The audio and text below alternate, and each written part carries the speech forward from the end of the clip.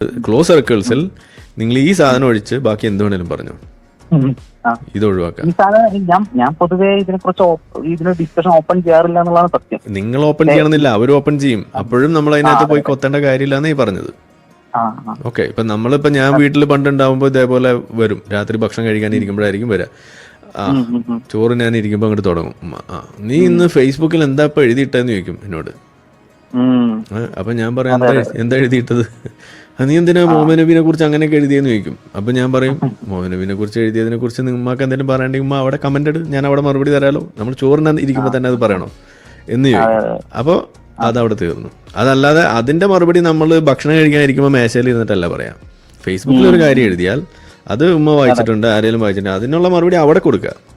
അതെ, എനിക്ക് ഓർമ്മയുണ്ട്. ഞാൻ ഓഷോനെ കുറിച്ച് പണ്ടൊരു തവണ എഴുതിയ സമയത്ത് ഇതേപോലെ എന്നോട് അത്ര സംസാരിക്കുന്നില്ലാത്തൊരു അങ്കിള് ഫാമിലി തന്നെ പുള്ളി വാട്സപ്പിൽ നിന്നൊക്കെ എനിക്ക് ഓഷോനെ കുറിച്ച് എന്തറിയാമെന്നൊക്കെ ചോദിച്ചിട്ട് പറഞ്ഞ ഓർമ്മയുണ്ട്.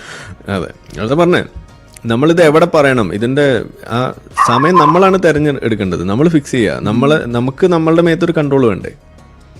ആരെങ്കിലും എന്തെങ്കിലും പറഞ്ഞു ചോദിച്ചാൽ ആ പോണ വഴിക്ക് എന്നാ ഞാനും ഉണ്ട് അങ്ങനെ പോയാൽ നമുക്ക് എവിടെ നിൽക്കാൻ പറ്റും? നമ്മളെല്ലാവരും വിളിക്കുന്നിടത്തേക്കൊക്കെ നമ്മളിങ്ങനെ ഒരു ഫ്രീ ഗുഡ് ആയിട്ട് ഇങ്ങനെ നിൽക്കേണ്ടി വരും. നമ്മൾ ആർക്ക് വേണമെങ്കിലും നമ്മൾ വലിച്ചുകൊണ്ട് പോകാം എന്ന നിലയിലേക്ക് നമ്മൾ മാറും. അത് വളരെ എക്സോസ്റ്റിംഗ് ആണ്.